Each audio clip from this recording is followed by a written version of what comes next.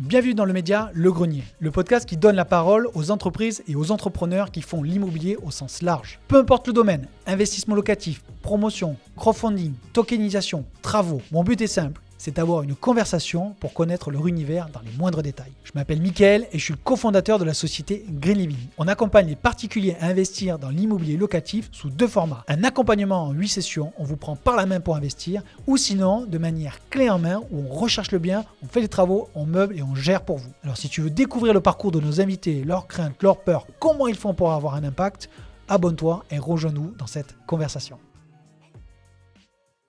Bonjour à tous. Aujourd'hui, c'est un épisode un peu spécial puisque c'est une rediffusion d'un podcast que j'ai enregistré avec Guillaume Jouffre, le cofondateur et le CEO de chez Gringo. En fait, c'est la première plateforme d'hébergement éco-responsable en France et on l'a plus ou moins communément appelé le Airbnb éco-responsable. À tort ou à raison, en tout cas, je vous laisse découvrir cet épisode que j'ai enregistré sur un autre podcast que j'anime qui s'appelle Les Impactants, où je pars à la rencontre de celles et ceux qui font l'impact au sens large.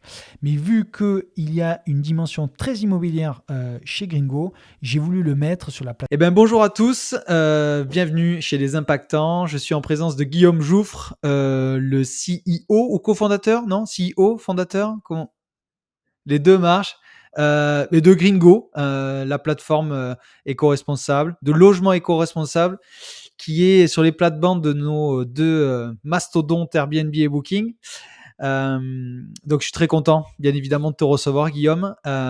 Pourquoi ? Parce que tu es l'une des figures un petit peu là, de ces derniers mois sur l'impact, on va dire, du logement, du voyage. Donc ça, c'est ce pourquoi je voulais te recevoir. Donc, comment va se passer le podcast ? C'est très simple, c'est qu'on va parler de toi, le déclic de comment tu as pu créer Gringo, qu'est-ce qui t'a pris, voilà, qu'est-ce que tu as fait par le passé. On va rentrer dans le détail de Gringo, bien évidemment. On va parler d'impact, comment Gringo fait de l'impact environnemental, social, sociétal. On va voir, on va creuser tout ça. Voilà le programme. Impeccable. Bah écoute, merci Mickaël pour l'invitation et puis avec plaisir. Écoute, je suis tout à toi. Bon, eh ben écoute, j'aime bien dire délivre-toi, mon cher Guillaume. Je veux tout savoir dans les moindres recoins. Qui est Guillaume Jouffre ? Oula, mais tu veux pas tout savoir. Non, je rigole, mais non, mais écoute, pour me présenter rapidement, moi je suis Guillaume, comme je te le disais un petit peu avant l'enregistrement. Moi, je suis originaire de Brive-la-Gaillarde en Corrèze. Je suis un Corrézien pur jus, on va dire. J'ai vécu plus de 20 ans à Brive. Un accent très prononcé, hein. C'est parce que t'as l'accent du sud, donc tu vois, mon accent est à géométrie variable. Je m'adapte selon mon interlocuteur. Et ça fait du bien de lâcher un peu l'accent du sud. Je le délivre, justement. Ah ben, lâche les chevaux, aucun problème. Donc écoute, corrézien d'origine, je vis en région parisienne maintenant, pour le moment, mais peut-être pas pour trop longtemps non plus. J'ai 32 ans, je suis marié, j'ai un petit enfant de 2 ans et demi qui s'appelle Léon. Et moi sinon, donc ça c'est au rayon très perso, au rayon pro. Moi je suis ingénieur de formation, j'ai fait Polytechnique, ensuite j'ai fait 5 ans de conseiller en stratégie, où j'ai aidé des groupes de moyenne à grande taille à optimiser leurs revenus sur les leviers commerciaux, notamment pricing, sales, marketing typiquement. Et ensuite, j'ai eu une grosse prise de conscience climatique en 2019 qui m'a poussé à me lancer donc quelques mois et quelques temps plus tard dans l'entrepreneuriat impact et en particulier dans le tourisme en lançant Gringo donc en 2021 qui est donc une plateforme dont l'objectif est de construire un tourisme plus durable et de faciliter voilà, les voyages à faible impact au sens large, mais on pourra en reparler un peu plus en Mais détail. on va y revenir parce que là, tu as dit deux choses. C'est comment, ta conscience est arrivée parce que tu as eu des expériences, on va dire, pas du tout dans ce domaine-là. Et ok, tu as une conscience, c'est cool, mais pourquoi le voyage ? Pourquoi mettre de l'impact dans le voyage ? Moi, j'aimerais comprendre ça. Et même, je te pose une dernière question, comme ça, tu vas pouvoir développer. Et je ne sais pas si d'ailleurs si tu voudrais en parler, mais en préparant l'entretien, j'ai vu que tu avais fait une plainte contre Skyscanner. Bon, alors je sais pas si Oui. tu veux développer où ça en est, s'il Ouais. faut se taire ou faut. Mais j'ai dit mais il est fou, il est fou. Donc je veux comprendre la folie qu'il y a derrière Guillaume. Et quand je dis folie, je veux dire c'est positif. Je veux dire c'est Oui. quand on fait ce genre d'action, c'est que derrière, ok, faut y aller quoi. Faut Ouais. avoir les. Donc développe, s'il te plaît, tout ça. Ok, bah il y a beaucoup de choses à dire, hein. Donc là, Eh, vas-y, on est là pour ça, hein. je vais essayer de pas faire un monologue, c'est ça le truc, vu que tu me poses plein de questions. Donc, premièrement, d'où ça vient donc pour répondre à ta première question, qui était un petit peu pourquoi partir là-dedans, la prise de conscience, etc. Bon, moi j'ai eu je faisais du conseil en stratégie, comme je le disais. J'ai fait un break après mon mariage, je suis parti 4 mois en Amérique latine. Là, j'ai eu surtout du temps en fait pour réfléchir à plein de trucs, au-delà de voir des trucs sur place, mais j'ai aussi pas mal de temps pour réfléchir à plein de trucs. C'est là qu'on est en 2019, donc c'est là que j'ai commencé à lire les rapports du GIEC, à suivre des personnalités comme Jean Covici, etc. Et c'est là en fait où je me suis dit putain, il y a un problème énorme sur l'achèvement climatique qui va être à la racine de plein d'autres problèmes tout aussi énormes, voire énormissimes. Et en ayant pris conscience de ça et en étant monté en connaissance, on va dire, sur le sujet, c'est là que je me suis dit, ok, j'avais pas ça dans le radar, ou en tout cas pas une compréhension assez fine, et maintenant que je sais ce que je sais, bah, il faut que je fasse ce que je peux. Je suis pas Superman, je vais pas sauver le monde, mais ce qui est en mon pouvoir, à mon échelle, et en tout cas, j'ai besoin de me mettre dans l'action par rapport à ce sujet-là en particulier, Ok, parce mais que j'estime que c'est absolument fondamental et que je peux pas continuer à faire ce que je faisais avant, en prenant du recul sur en fait à quoi je servais, quel était mon rôle, après des trucs beaucoup plus introspectifs sur ok quelle est ma place ouais. dans la société, etc., etc. Donc voilà, moi j'ai eu envie d'aller dans l'action sur vraiment quelque chose de l'impact, d'aller Dans le dans le bon concret, sens. quoi. Voilà. Mais qui t'a mis les rapports du GIEC en face? C'est-à-dire, tu t'es dit là, Amérique latine, au détour d'une randonnée dans une jungle ou j'en sais rien, tu t'es dit, je vais peut-être lire les rapports du GIEC. C'est quoi qui. Et qu'est-ce qui m'a mis dedans? Bah, je dirais que c'est. Alors, il y a eu plusieurs trucs, hein, mais je dirais que c'est un ensemble de choses. C'est pas quelque chose en particulier. C'est bon, déjà, c'est le temps, d'avoir le temps, du temps de cerveau disponible et le champ libre de tiens, pendant 3 ou 4 mois, je vais pouvoir faire ce que je veux de mes journées. Parce que tu vois, jusqu'à ce moment-là, bah, moi, j'ai toujours été quand j'étais en prépa, vachement dans les études, enfin voilà, H24. Après, tu vois, quand j'étais dans le conseil, pareil, c'est boulot, boulot, boulot, pas le temps et tout. Et là, j'avais pour la première fois un petit peu la sensation de temps. Tu es parti avec ta femme voyager, j'imagine. Voilà, on n'avait pas d'enfant à l'époque, donc on avait Plus assez facile, peu hein. de Ouais, temps. plus facile, ouais. Euh, mais voilà, donc et du coup, tu t'éveilles à plein de sujets, à plein de curiosités, etc. Et dans le voyage, encore plus, hein, j'ai envie de dire, parce que t'as vraiment tous les chakras ouverts par rapport à ça. Et là, bah, c'est vrai qu'il y a eu différents stimulus, on va dire, sur place. C'est vrai on voyait des choses quand même, des effets climatiques plus marqués que chez nous peut-être. Donc tu vois, des stations de ski désaffectées, où on faisait le parallèle, on se disait putain mais ça pourrait être les Alpes quoi. Là c'est juste en plus c'est dans la cordillère des Andes à 5000 mètres d'altitude, tu vois, donc on est en plus plus haut et tout, c'est bizarre quoi.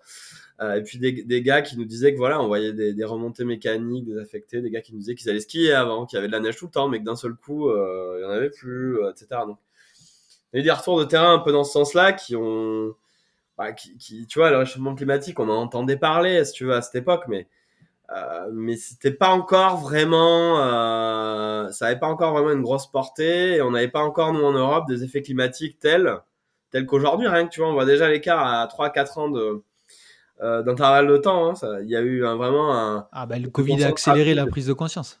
Voilà, La exactement. Covid, Le c'est. Covid et puis les effets climatiques qui ont commencé à arriver chez nous. Je pense aux incendies de l'année dernière. Je pense là à température quand il fait 30 degrés mi-octobre. Enfin, les gens commencent à se demander, ok, Ah, bah là, chez moi, il fait 28, hein, en plein après-midi, hein. voilà, Donc, bah, ouais, tu vois, donc c'est. je trouve que nous, c'est vraiment arrivé les effets. Et c'était déjà en fait arrivé, mais peut-être moins, de manière moins marquée. Mais en tout cas, moi, là, à cette époque-là, je découvre ça. Et donc, je me dis, attends, il faut que je comprenne, quoi. Parce que tu vois, moi, j'ai quand même l'esprit un peu, on va dire, scientifique. Enfin, j'ai envie de comprendre le fond des choses, quoi.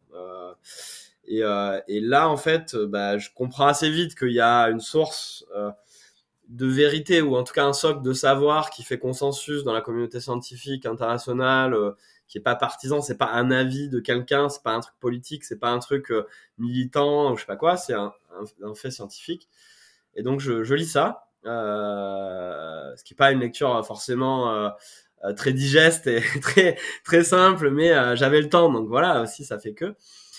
Et là, je me dis c'est chaud. Ouais. En fait, et là, je commence à creuser, je commence à aller plus dans le détail sur plein de trucs et tout, Et là, en fait, je me dis, ouais, putain, sur le cul, quoi. Vraiment, je suis sur le cul et sur le cul d'avoir rien vu avant, ou en tout cas d'avoir pas été alerté, avec une proportion comparable à l'ampleur du problème et des risques. Tu l'expliques comment ça? En fait, le fait qu'on soit pas, du fait que tu es le GIEC et de là où tu en es de ta réflexion, comment tu l'expliques? Je pense que c'est un ensemble d'effets.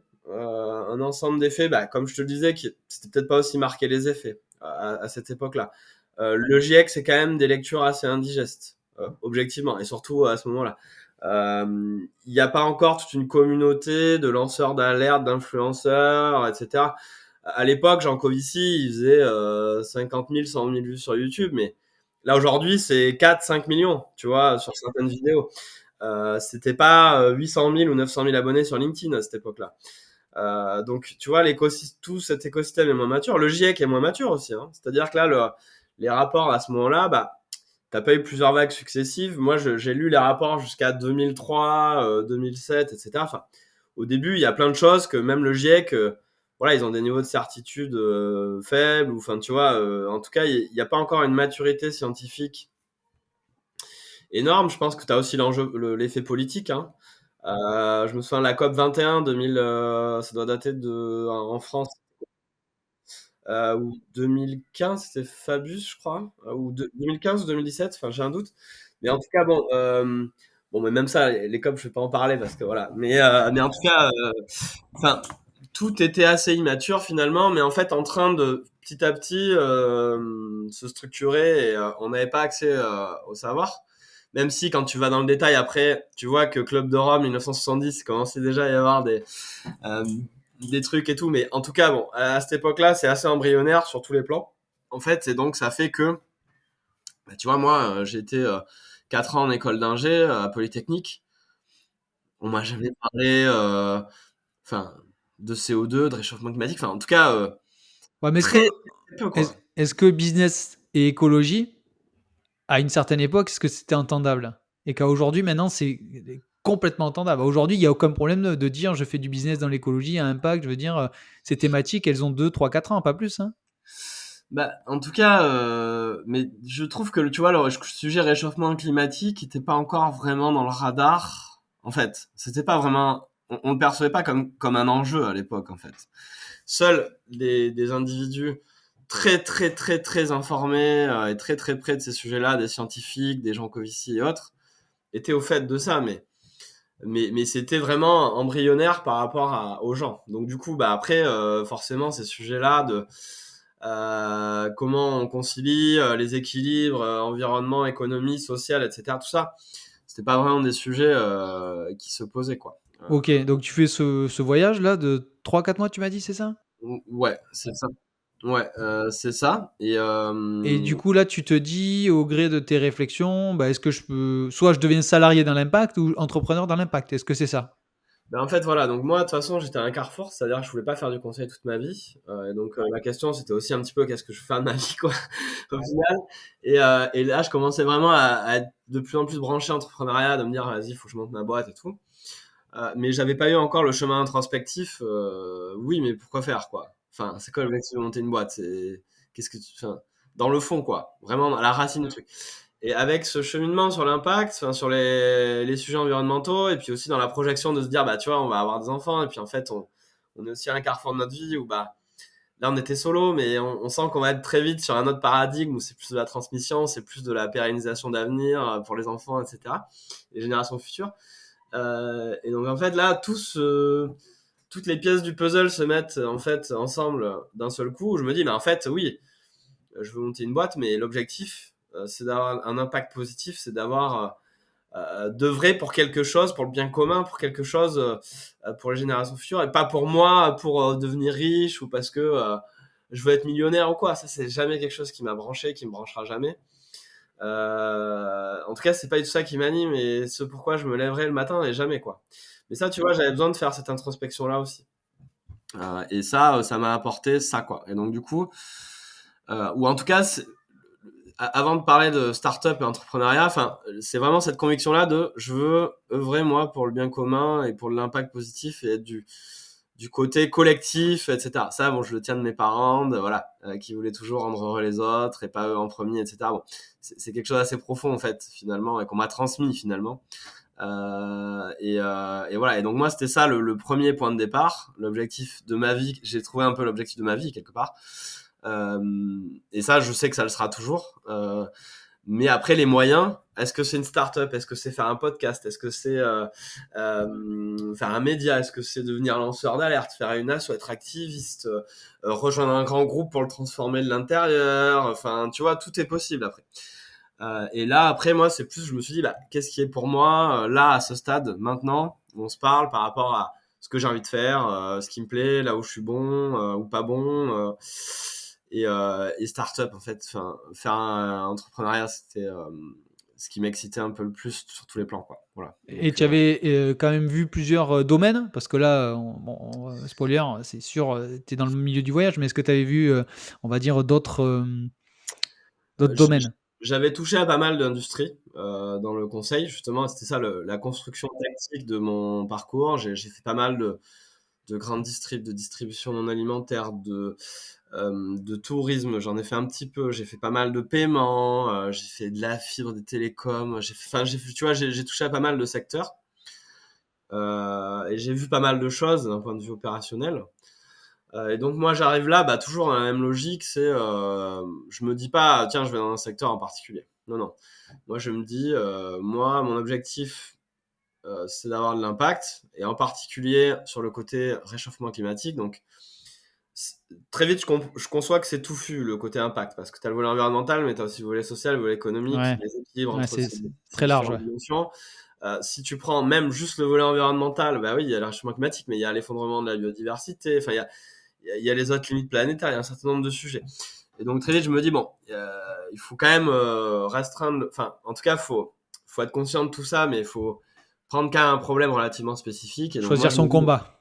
voilà, faut choisir son combat et quand même un minimum restreindre le truc, parce que sinon tu fais tout et rien, en fait.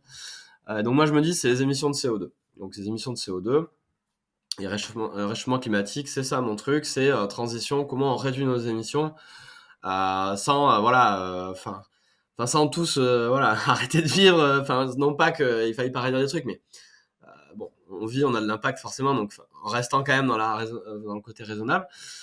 Et donc là, bah, je regarde ok, elles sont où les émissions, c'est quoi les secteurs, c'est quoi les modes d'usage, c'est, tu vois, moi très vite je pars là-dessus, je me dis pas il faut que je fasse du tourisme, je me dis tiens, c'est où qu'il y a de l'impact, c'est où que machin, le logement, les trucs, les bidules. Et là, je foisonne, donc je diverge, si tu veux, et avec l'idée de me dire, bon, bah là, il faut que je trouve des idées ou des secteurs ou des trucs que je veux creuser et qu'après, je reconverge vers des choses concrètes. Et là, plusieurs idées j'arrive à trouver plusieurs idées. Enfin, en tout cas, je converge sur un truc et le tourisme, particulièrement, est très vite, en fait. Je me fais engouffrer dans ce truc-là parce que, bah, comme je te le disais, j'étais parti en Amérique latine, mais en fait, ce que j'ai découvert a posteriori, bah, c'est que c'était 4 tonnes de CO2 d'aller à Buenos Aires. Ce que j'ai découvert à posteriori, c'est que 4 tonnes de CO2, c'est 2 ans de quota carbone si je veux limiter le réchauffement climatique à 2 degrés. Il y a cette histoire de 2 tonnes, etc. Enfin, tout ça, j'avais pas les ordres de grandeur en tête. En fait, et je fais je fais les calculs des voyages que j'avais fait, notamment en pro. J'avais pris l'avion pour la première fois à 23 ans. Parce que bon, voilà, on n'était pas dans un milieu qui prenait l'avion chez moi.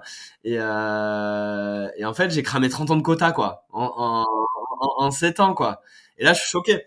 Je suis choqué parce que je me dis, putain, mais j'aurais aimé le savoir. Et pourquoi on me l'a pas dit? Et putain, quoi, fait chier. Excuse-moi d'employer les termes, mais c'est vraiment ce que j'ai ressenti. Et après, l'autre truc que je vois, c'est je me dis, mais putain, je connais le fin fond du Vietnam, des micro-localités, machin et tout. Mais en fait, je connais rien en France. Enfin, je connais plein de trucs, mais À je part connais la un embryon Corrèze. qu'il y a à connaître. Voilà. Même en Corrèze, tu vois, je connais tellement mal la Haute-Corrèze, en vrai.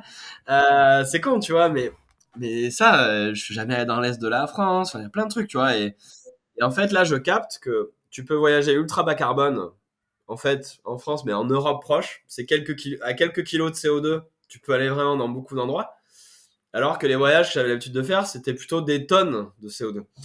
Et je me dis, c'est dommage, parce que au final, bah, je suis allé dans les Alpes, on faisait des randos, il y avait des lacs, des glaciers, des chamois qui couraient, machin. Enfin, on a vu les mêmes décors qu'en Patagonie avec ma femme, bon, de près ou de loin. Et je me dis, c'est con, parce que c'est con de pas être allé d'abord voir ça, ou en tout cas de pas équilibrer son mix de voyage en fonction quand même de ces paramètres-là, quoi. Et c'est con parce on a un tel patrimoine touristique là, pas loin, bas carbone, mais qui est gigantesque, qui est gargantuesque, qui t'a même pas assez d'une vie pour le faire. Et c'est Ouais, dommage. mais si tu es Euh, allé en Amérique latine, c'est que tu avais, comment dire, il y avait des paysages aussi ou une découverte de civilisation qui t'avait attiré quand même quand tu as Bien coché. sûr. Non, bien sûr. Mais je cracherai pas sur faire des voyages loin plusieurs fois dans sa vie. Mais ce que je déplore, c'est qu'on n'est pas au courant de l'impact que ça peut avoir, l'industrie touristique nous met dans la tête et dans le marketing que des trucs du bout du monde, sans nous mettre les impacts, et que bah du coup on a développé des schémas de voyage qui sont, allez, je vais une semaine au Vietnam, 2 semaines là-bas, machin. Enfin, tu vois, et on commence du coup à avoir des impacts unitaires qui sont absolument colossaux pour au final bah, moi, je suis d'accord avec le fait que se frotter à d'autres cultures, aller loin et tout, enfin, ça a ses vertus. Mais d'un autre côté, on peut pas négliger, enfin, on peut pas faire comme si ça avait pas d'impact, quoi. Parce que finalement, c'est bien beau d'aller en Afrique parce que c'est hyper transformant comme voyage, mais si le fait d'y aller, en fait, tu mets en danger la survie des populations locales à moyen terme dans cet écosystème naturel-là à cause du réchauffement climatique, ça pose question quand même, quoi. En tout cas, t'as envie de le savoir et de le faire en pleine conscience, d'avoir pesé les pour et les contre, les avantages, les bénéfices, les inconvénients, etc. Et après, chacun est libre de faire ce qu'il veut. Et moi, je serai jamais, enfin, je jugerai pas et je ferai pas de police de pensée là-dessus. Et vraiment, j'ai beaucoup d'humilité par rapport à ça. Mais mon point, c'est de dire, faut en être conscient, faut le savoir, il faut quand même le factoriser dans les choix. Et ce qui est clair, c'est qu'il y a un mix quand même à avoir. Bah, voyage lointain, faut y aller peut-être plus longtemps, moins régulièrement, etc. que ce qu'on a pu faire dans le passé, en tout cas, quoi. Mais Voilà. du coup, comment tu en es arrivé à te dire: «OK, voyage, c'est validé, c'est le domaine». Comment une plateforme? Parce que tu aurais pu, comment dire, faire une boîte, comme, Ouais. Explora Project, en disant: «Voilà, j'amène les gens là où il faut en France», Mm. avec une niche, qui est différente d'Explora. Je veux dire, Mm. Ouais. là, tu t'es dit: «OK, bon, bah, allez, je fais le Booking et le Airbnb, green», Oui, donc tu il y a t'attaques, pas qu'un pas. Il y a pas non, mais qu'un je pas entre. ouais, voilà. C'est quoi le chemin pour en arriver là? Parce que, ça Ouais. paraît gros, quoi. Oui, je suis d'accord. Donc C'est du peut-être le coup, cas ou pas, là, ce mais que je t'ai expliqué, c'est tout le cheminement amont, et qui a amené à l'idée générale, en fait, et qui a amené à la raison d'être de l'entreprise, qui est construire un tourisme plus durable. Du coup, donc ça, c'est notre raison d'être aujourd'hui. On est entreprise à mission chez Gringo. Et en fait, on est parti de là. Et partant de là, on s'est dit, OK, le tourisme fait 11% des émissions mondiales de gaz à effet de serre. Les 3 quarts sont liés au transport. Un quart est lié à la partie hébergement activité. Et donc maintenant, OK, il y a un pot de réduction énorme sur cette industrie. Qu'est-ce qu'on fait maintenant? Le concept. Et donc là, raisonnement beaucoup plus analytique. Là, le consultant reprend le dessus. Maxi analyse du marché. C'est quoi Parce que en gros, moi, j'ai très vite la conviction que si tu fais une entreprise à impact, bah, il faut qu'elle ait un modèle économique. Il faut qu'elle ait une proposition de valeur différenciante sur le marché. Et c'est ça qui financera l'impact, qui fera la croissance, mais la croissance dans le bon sens du terme, qui va te permettre de réinvestir dans de l'impact et d'entretenir ce cercle vertueux d'impact. Donc, en gros, là, moi, j'ai un raisonnement très analytique. Ok, c'est quoi les segments de marché? Il y a l'hébergement, il y a le transport, il y a les activités, il y a les tours operating qui vient packager un peu tout ça. C'est quoi qu'est-ce qui existe, qu'est-ce qui n'existe pas, etc., etc. Et là, en fait, très vite sur les transports, on voit que on comprend pas très bien ce qu'on peut faire, quoi, même si c'est le gros de l'impact. Et donc, en fait, très vite, on se dit, en fait, c'est les imaginaires qui ont plus de potentiel, quoi. C'est les trésors de nos régions plutôt que le bout du monde, et d'inciter les gens à aller moins loin avec des modes de transport moins carbonés dans des endroits plus respectueux de l'environnement. Et donc, en fait, on se dit, si on sélectionne des lieux vraiment sympas, qui ont quelque chose en plus, mais qui ont eux-mêmes un intérêt tu vois, en eux-mêmes, de par le logement, de par, je sais pas, voilà, le cadre, de par la destination ou autre. Qu'on arrive à orienter les flux des gens en local, c'est-à-dire que les gens viennent pas des États-Unis si on est en France, mais viennent plutôt de d'autres régions de France, par exemple. En fait, on remplit un peu notre mission qui est d'inciter les gens à aller moins loin, mieux quoi, globalement. Et donc on se dit, en fait, ok, donc on va en fait sélectionner des logements et chez des hébergeurs qui sont dans une démarche éco-responsable, parce que ce qu'on se rend compte aussi en creusant le marché de l'hébergement touristique, c'est que il y a les plateformes de masse, Booking, Airbnb, mais il n'y a pas de qualification d'offres, c'est tout et n'importe quoi dessus. Il n'y a pas d'offre qualifiée d'un point de vue qualité, d'un point de vue environnement et démarche éco-responsable des hébergeurs. Et donc on se dit, ah ouais, et en plus il y a un truc en plus on voit un vide sur le marché là-dessus.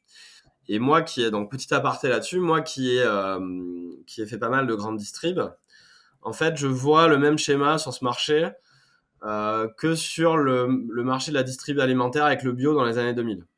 Donc t'as des grands hypermarchés, il y a tout et n'importe quoi dedans, mais à la fin ça prend quand même un peu de temps de faire ses courses, il y a des produits un peu douteux dans le caddie.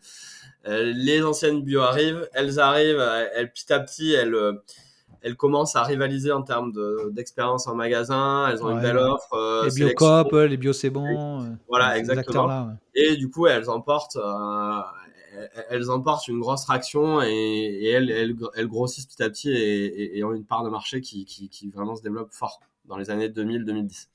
Moi, en fait, je vois le même schéma, comme sur les années 2000, mais sur l'hébergement, quoi. T'as les plateformes de masse, mais bon, finalement, il n'y a rien de vraiment sélectionné, qualifié ou autre. Et nous, on peut arriver potentiellement avec cette sélection d'endroits sur le volet éco-responsable et sur le volet qualitatif, mais en ayant pas la lorgnette de juste on fait une plateforme d'hébergement, en ayant le truc de on fait une plateforme de voyage durable, local, durable, et donc on va essayer d'orienter les gens en local, de les inciter à prendre le train, etc. Voilà un petit peu le cheminement. Ouais, parce que du coup, là, c'est vrai que je fais juste un léger retour en arrière là, parce que tu as dit que tu avais évalué le domaine du transport, le domaine de l'hébergement, mais sur le transport, justement sur Skyscanner, c'est qu'en gros, tu leur as dit, écoutez les gars, et c'est un peu la genèse j'ai l'impression de ton profil, c'est qu'en gros, tu dis, ok les gars, soyons un petit peu dégueulasses, mais disons les choses, montrons les vrais chiffres, et après laissons les gens décider. C'est un peu ça, non, aussi cette action que tu as fait un peu contre eux, et après on va parler de Gringo, mais j'ai l'impression que c'est un peu ça. C'est tu dis donnons l'information. Est-ce que c'est ça? Alors, il y a deux éléments dans ce que tu dis sur lesquels j'ai envie de te répondre. Premier élément, c'est donnons les informations et après chacun est libre de faire ce qu'il veut. Donc ça, c'est plutôt un ADN, une conviction profonde, c'est restons humbles par rapport à tous ces sujets environnementaux. Nous, on n'est pas là pour dire aux gens prenez pas l'avion, vous flinguez la planète. On est là pour dire aux gens regardez comme c'est génial d'aller là-bas et si vous y allez en train et tout, et c'est compatible à carbone, etc. Regardez, c'est cool, ça donne envie. Et tiens, regardez by the way les impacts sur les différents modes de transport, etc. pour votre information. Mais après, faites ce que vous voulez. Et, nous, on n'est pas là pour donner la leçon, pour être dans une démarche. Voilà. Ceci étant dit, voilà, donc ça c'est le premier élément. Et après sur Skyscanner, alors c'est un cas un peu différent sur Skyscanner, c'est que nous, dans notre service, on s'attache à fournir des informations factuelles, vérifiables, sourcées, scientifiques, qui ont vraiment de la fiabilité et qui sont dans une logique de transparence vis-à-vis des consommateurs et des voyageurs et pas dans une logique de tromperie. En tout cas, on a vraiment énormément d'exigences là-dessus. Et quand on voit des acteurs passer qui font du greenwashing comme Skyscanner, nous on monte au créneau, on dit mais c'est quoi le délire? Donc là typiquement sur Skyscanner, moi en fait j'étais, si tu veux, dans un processus je devais aller à Nantes pour un rendez-vous professionnel et donc je me dis tiens, par curiosité je vais regarder le temps, le prix et l'impact des différents modes de transport pour aller à Nantes, quoi. Et donc, du coup, je vais sur différents sites, etc. On n'avait pas notre comparateur transport Gringo à l'époque, et c'est pour ça qu'on l'a développé d'ailleurs. Mais je vais sur Skyscanner pour voir un Paris-Nantes, tiens, combien de temps ça prend et quel prix, quoi. Tu vois, j'y vais dans cette logique-là. Et là, je vois sur Skyscanner, écrit partout... le plus éco-responsable, machin, des vols qui passent par Madrid avec des correspondances, truc 10% de CO2 émis en moins, machin. Alors que moi, je connais les chiffres. Je sais que c'est 3 heures de train et que le train va être vraiment 1 ou 2 kilos de CO2 et que leur vol via Madrid, ça va être une tonne, quoi. Donc je me dis, mais là, il y a vraiment des gens qui se foutent de la gueule du monde et qui trompent consciemment le consommateur et qui donc globalement œuvrent dans le sens de flinguer la planète et à leur profit, tout ça pour faire du profit, quoi, en fait. Donc c'est ce qu'on appelle du dark pattern, voilà, sur des sites internet, du greenwashing. Et donc moi, ayant une certaine expertise, modestement, mais ayant quand même une certaine expertise de ces sujets-là, je me dis je peux pas laisser faire ça. Et donc, ok, je monte une pétition pour faire arrêter ça. Et en fait, je me suis inspiré de Romain Morizot, en fait, qui avait fait ça sur Air France, parce qu'il y avait pareil sur la compensation carbone à l'époque, Air France qui avait un truc un peu trompeur là-dessus. Et donc il avait monté une pétition où il y a des citoyens qui étaient venus dedans, et du coup Air France avait arrêté l'affichage trompeur. Et donc j'avais pris contact avec Romain pour avoir ses conseils sur tiens, je veux faire arrêter ça, comment tu t'y es pris, etc. Et donc lui m'avait expliqué un petit peu les procédés à l'œuvre derrière. Et donc en fait j'ai monté cette pétition sur Green Voice. J'ai été accompagné pour avoir assez de signatures, etc. Et donc en fait l'idée c'est de leur mettre la pression pour que régulatoirement on va pas pouvoir les faire bouger. Mais moi, ce qui me choquait, c'est qu'il y a plusieurs millions de personnes sur Skyscanner tous les mois qui voient ces informations-là, quoi. Donc moi, je vois l'impact que ça a. C'est dramatique. Et donc moi, ça me révolte, quoi, si tu veux. Donc je me dis, bon, ok, on va faire ça. Et si on est nombreux sur cette pétition, on va leur mettre la pression. Pas grave, ils veulent tromper le consommateur, mais c'est pas grave, on va faire une campagne de communication qui va montrer qu'on n'est pas d'accord là-dessus. On va leur mettre la pression sur leur marque. C'est facile. C'est difficile de gagner la confiance des gens. Par contre, c'est facile de la perdre. Et donc, du coup, notre stratégie, ça va être de les mettre sous pression, de commencer, une fois qu'on sera assez nombreux, à faire des communiqués de presse dessus, pour leur dire, regardez, scandale, Skyscanner, on vous appelle à arrêter ça, quoi. Et faire des posts sur les réseaux sociaux, taguons tous Skyscanner, disons-leur d'arrêter ces conneries, quoi. Voilà. Et ça a donné quoi au final? Et ça a marché très vite. D'accord. Vraiment très vite. Alors après, on s'est vite retrouvé à 10 000 sur la pétition. Beaucoup de gens m'ont aidé à faire venir des gens, etc. Et je les en remercie. Mais même avant qu'on soit 10 000, ils ont commencé à m'écrire, à me dire voilà, on a retiré l'affichage temporairement, on est en train de voir. Arrête tout. Non, mais ça a marché. Ça a marché. Et donc, ça a Ça a donné. été quoi leur réaction du coup? Leur réaction, ça a été de dire ah oui, on conçoit que machin bidule, et donc du coup on a suspendu temporairement l'affichage pour le revoir. Enfin, leur réaction, ça a été ok, là on voit très bien le danger potentiel sur notre marque. Enfin, ils n'ont pas dit explicitement, hein, mais dans le background c'était ça. Et donc on va sortir du radar là, on va enlever tout ce qui pourrait être répréhensible et on verra plus tard, quoi. Et donc du coup, j'avais aussi déposé une plainte au jury de déontologie publicitaire, qui est un organe qui n'a pas vocation à condamner pénalement et tout, mais qui a un avis consultatif, en fait. Et donc, je les avais mis vraiment sous pression, et je pense qu'ils ont assez vu, parce qu'Air France, ce qui s'était passé, c'est qu'il s'était passé au JT de France 2, voilà, Air France coupable de greenwashing pour interrogation, etc. Donc, Ouais, ils c'est allé loin quoi. ont compris que en fait, ils pouvaient, s'ils voulaient, faire du greenwashing, mais que par contre, nous, on n'allait pas rester sans rien faire, quoi. Et que du coup, ils s'exposaient à leurs risques et périls sur leur marque. Et donc ça, c'était assez motivant de voir qu'on pouvait quand même faire reculer des multinationales comme ça, qui trompaient avec finalement des leviers assez simples. Tu vois, et ça, c'était assez. En tout cas, ça, c'était moi, à titre personnel, quelque chose que j'ai beaucoup apprécié. Non pas dans une démarche égocentrée, mégalo, je sais pas quoi, mais dans une démarche de me dire tiens, je me lève un matin, je peux avoir de l'impact, ou en tout cas corriger les impacts négatifs que pourraient avoir certains dans le bon sens du terme, quoi. Donc voilà. Et du coup, c'est pour ça que tu as créé ce comparateur sur la plateforme. Donc, Ouais. tu vas nous parler de ce comparateur transport que j'ai testé et j'ai des retours à te faire. Ouais. Il y a plein de choses à améliorer, hein, mais Ouais, bon, non, mais il faut bien démarrer quelque part. Ouais. ça, je te le dirai en off ou en on, c'est comme tu veux. Mais Comme tu veux. non, non, c'est marrant parce que du coup, voilà, j'ai regardé pas mal de choses et je trouvais ça intéressant. Mais du coup, Gringo, tu vas le résumer, mais c'est une plateforme de logement éco-responsable. Voilà, le timeline vraiment synthétique. Mais j'ai vu plusieurs choses, c'est-à-dire que tu as un comparateur, tu as une opération transition. En fait, il y a des choses, moi, qui me plaisent énormément. C'est-à-dire que il n'y a pas que je fais voyager sur des logements éco-responsables. C'est que vous allez vraiment plus loin que je veux dire, ok, voyage éco-responsable. On travaille sur la prise de conscience, on travaille sur la prise de conscience transport. Voilà. Donc j'aimerais que tu me développes un petit peu du coup le produit Gringo. Que tu me fasses un peu le pitch en 2 minutes. Et justement, tous ces modules, pourquoi tu les as fait? Alors moi, je me doute un peu, mais pour les auditeurs non avertis ou avertis, c'est pourquoi vous les mettez en place. Et surtout, opération transition, j'aimerais que tu rentres un peu dans le détail de ce module.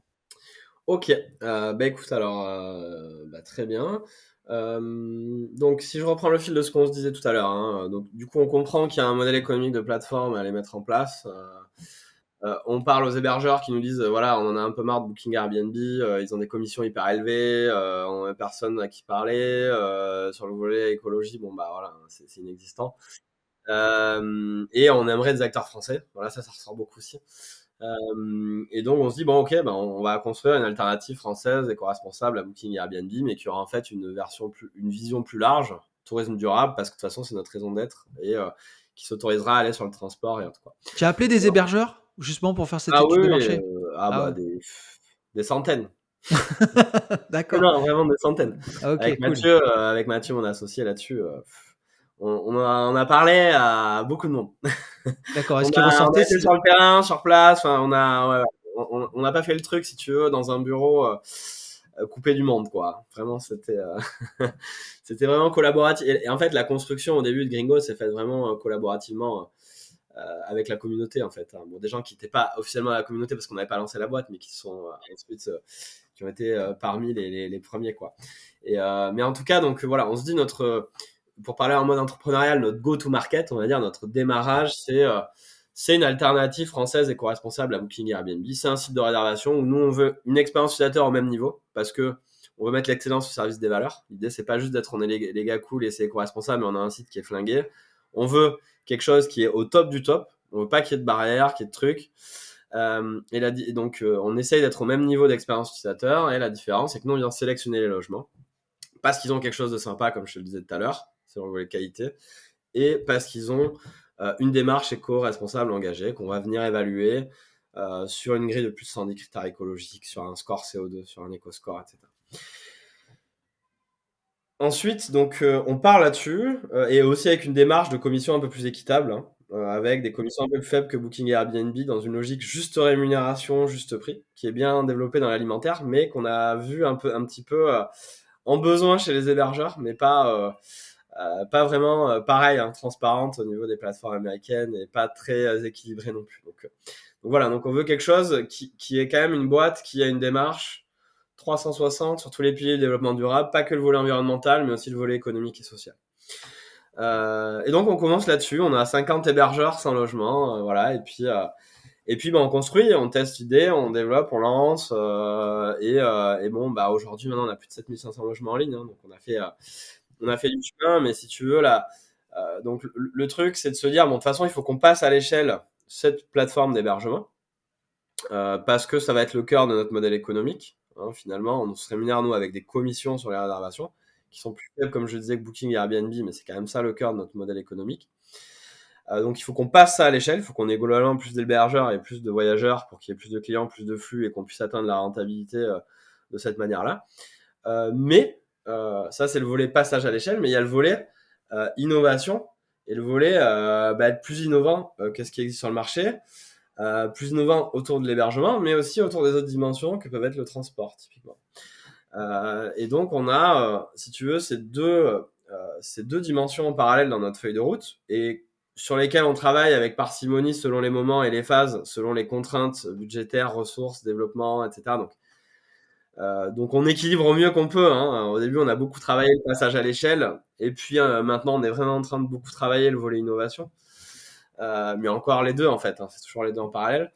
Mais donc, du coup, pour répondre à ta question sur voilà, le comparateur et opération transition, en fait, la vision, si tu veux, de Gringo, c'est pas, on veut pas faire le leader de l'hébergement durable. On est déjà leader de l'hébergement durable en France aujourd'hui, on va être leader de l'hébergement durable en Europe, mais c'est pas ça notre ambition. Notre ambition, elle est d'être le leader du voyage durable. Voilà, donc on veut pas répondre à la proposition de valeur trouver un hébergement éco-responsable facilement. Enfin, on y répond déjà, mais c'est pas ça notre ambition. Notre ambition, c'est de répondre à la proposition de valeur, trouver des vacances éco-responsables facilement, avec le choix des destinations, le choix des transports, etc. Donc plus large que juste l'hébergement. Et donc ça, c'est notre vision de moyen terme. Et petit à petit, du coup, on construit des briques pour s'en rapprocher de manière séquentielle, étape par étape, pas à pas. Et donc, le comparateur transport, c'est un premier pied sur le chemin du transport. On avait mis un autre premier pied avant, c'était les voyages sans voiture. Hein. Donc, on avait déjà, enfin, on avait même encore déjà avant, mis encore un autre pied qui était le filtre gare à proximité ou gare à moins de 2 km. Ça, on est la seule plateforme à avoir ça aujourd'hui. Hein. C'est con, mais on est la seule plateforme à avoir ça. On a été un peu plus loin avec sans voiture, enfin, séjour compatible sans voiture. C'est que tu as une gare potentiellement pas loin, mais aussi l'hébergeur peut venir te chercher à la gare potentiellement, ou alors il y a un bus pour faire les derniers kilomètres, ou alors c'est tellement proche que tu peux y aller à pied. Tu peux avoir des vélos en location sur place, typiquement, ou en tout cas, tu as des activités à faire sur place, etc. Donc, bref, on a travaillé vraiment sur une offre là-dessus. Et après, on a été vraiment sur ce côté organisation transport avec le comparateur, où là, en fait, la problématique qu'on a identifiée, c'est déjà, on sentait que les gens avaient besoin de ça. Et moi, quand je suis tombé sur Skyscanner, j'étais en train de le faire dans un Excel, hein, ce comparateur. Et donc, c'est là que je me suis rendu compte du problème, c'est que je devais aller sur 6 sites différents pour avoir le temps, le prix et le CO2 pour les modes de transport principaux. Et si je parle juste de train, voiture, voiture, avion, quoi. Parce que du coup, aujourd'hui, pour collecter ces données, c'est que vous avez une équipe data ou pour calculer tout ça, c'est comment vous faites? Alors ça, je vais te répondre, mais juste pour garder le fil de ce que je te disais, du coup, on s'aperçoit qu'il y a un besoin là-dessus, et nous, on a envie de travailler là-dessus. On s'aperçoit que les gens aussi, ils sont chauds pour prendre le train, mais si ça prend, on voit qu'il y a des trade-offs sur le prix ou sur le temps. Et donc, du coup, on se dit, très vite, par rapport à nos recherches utilisateurs, on identifie qu'il y a 3 paramètres importants, c'est le temps, le prix et l'impact. Et du coup, on réunit ça. Et l'idée, c'est d'avoir une base comparable, objective et fiable. Là aussi, en réaction à ce qu'on voit sur Skyscanner et autres, et sur ce qu'on voit sur une compagnie aérienne ou acteur du voyage lointain, typiquement. Et donc, pour donner une idée des ordres de grandeur aux gens et aussi leur permettre de faire des choix avec les éléments, c'est-à-dire sur le temps, le prix et tout, pas que le volet impact, quoi. Voilà, donc en tout cas, on identifie ça. Et après, pour le faire, donc du coup, là, pour répondre à ta question, là, en fait, c'est un gros morceau technologique. Là, on se rend compte que, voilà, heureusement qu'on a une boîte de tech, parce que je n'ai pas trop parlé de la construction opérationnelle de Gringo, mais on s'est vraiment construit comme une boîte de tech, avec le produit au cœur et la tech au cœur du truc. Et en fait, là, on est content d'avoir construit ça comme ça, parce que, en fait, pour le train, il faut aller chercher plusieurs infrastructures technologiques, des API. Notamment, je fais un petit coucou à nos amis de Tic Tac Trip qui nous fournissent cette brique technologique-là sur le train et le bus. Sur l'avion, c'est encore complètement autre chose. Sur la voiture, pareil, c'est encore complètement autre chose. Et c'est pas la même chose sur le temps et sur les prix, parce que tu vois, typiquement, sur les prix pour la voiture, bah, il te faut les données de péage, il te faut les données d'essence. Et cette data, elle est où en fait? Est-ce qu'elle Et est ben en fait, elle est elle est dans plein d'endroits. Elle est dans plein d'endroits, et donc nous, l'infrastructure technologique qu'on a construite sur ce comparateur, c'est de réunir tous ces endroits. un agrégateur commun, Voilà, quoi? c'est d'avoir une brique technologique intermédiaire qui permet d'agréger tout ça et après de le retranscrire de manière simple et cool pour les gens et utilisable. Voilà. Alors, euh, ça a encore plein de défauts. Il y a encore plein de trajets où bah, les fiabilités, et notamment quand tu vas à la zone micro-locale, de ville à ville, ça se passe plutôt bien. Et quand tu restes en France ou en Europe proche, ça se passe plutôt pas mal. Mais quand tu commences à aller vraiment dans le détail, bah forcément, euh, ça a ses limites. Parce qu'en fait, si tu veux, c'est un truc qui, quand tu prends par exemple une boîte comme Rome to Rio, je sais pas si tu connais, mais il faut s'imaginer que c'est des centaines de millions de dollars d'investissement technologique pour avoir un niveau de fiabilité comme ils ont. C'est-à-dire que eux, leur truc, c'est Rome to Rio. C'est si je veux aller de Rome à Rio, enfin, bon, de Patelin A à Patelin B, n'importe où dans le monde, comment je fais pour y aller, etc. Machin et tout. Donc eux, ils ont le même truc que nous, sauf que eux, c'est encore plus hardcore parce qu'ils ont agrégé toutes les compagnies de bus locales, les trains locaux. C'est un enfer technologique. Mais eux, voilà, il y a des investissements de l'ordre de plusieurs centaines de millions de dollars qui ont été mis pour arriver à ce niveau de fiabilité. Et quel est leur intérêt de Rome to Rio? C'est quoi? Ils font quoi comme business? C'est quoi? C'est des Bah, eux, voyagistes? c'est C'est... du travel planning, c'est tiens, bah justement là, pour le coup, si je suis en Amérique latine et que je connais rien et que je veux aller de Pampa, coin de Pampa 1 à coin de Pampa 2, bah je Ah, sais même pas où dans aller. le monde, ils sont dans le monde entier, en fait. Voilà, eux c'est D'accord, ok. mondial. Et si je veux aller de, je sais pas, de Montpattelin en Corrèze à Milan, j'en sais rien, je dis n'importe quoi. Tiens, eux ils viennent me dire quelles sont les options, quels sont les trucs et tout. Bon, mais eux ils le font pas du tout bas carbone, hein, mais bon, bref, c'est Ouais, mais c'est quoi? Ils gagnent leur argent comment? C'est-à-dire, c'est plutôt de l'affiliation, peut-être? affiliation principalement, ouais. D'accord, ok. Ouais, Ouais. j'avais pas compris le modèle. Ils Ok. renvoient vers et tout. Ils renvoient vers Booking et tout. Mais en tout cas, ils ont une plateforme techno qui est monstrueuse, quoi. Tu vois. Et nous, bah, on va dire que notre comparateur, c'est une version bêta, c'est un MVP. Et c'est pas quelque chose qui a vocation à être fiable sur 100% des trajets. Pour le moment, voilà. C'est un MVP, mais qui est, qui est quand même déjà une belle pièce de technologie quand même, quoi. Voilà, donc en tout cas, bon, c'est perfectible, clairement, quoi. Bah, tu vois, le petit retour que je voulais te faire sur le comparateur transport, c'est que tu vois, moi j'habite un village à 20-30 minutes d'une gare. Ouais. Et dans ton exemple, tu mets, ben voilà, je veux aller à Paris, je prends le train. Mais ça veut dire que j'ai accès au train sans avoir déplacé de ma voiture. Parce que moi, j'habite un village, j'ai pas de bus, j'ai une gare, mais ça veut dire que ma gare, je peux dire où j'habite, hein, j'habite Aigues-Mortes, j'ai une gare dans mon village, ça veut dire que je dois aller à Nîmes, Montpellier, Ouais. pour avoir un accès, tu vois, par exemple, que sais-je, ne serait-ce que pour aller à Paris. Alors, je pourrais m'arrêter à Nîmes, mais le problème est le même. C'est-à-dire que je dois prendre ma voiture en tant que Mmh. provincial, en tant que rural, je dois prendre ma voiture. Donc, Mmh. en fait, dans le comparateur, tu vois, quand je l'ai fait, je me suis dit, attends, bah, le truc carbone est compris de train à train, c'est cool, mais Ah tu non, vois, ta bagnole va être comprise dans ah, le bah alors j'ai comparateur. pas compris alors, tu vois? Non, mais Mais voilà. Donc, tu vois, ça, c'est typiquement des améliorations d'interface utilisateur qu'on peut faire parce que bah, ce genre de cas, voilà, il faut qu'on retravaille un petit peu la visualisation des éléments.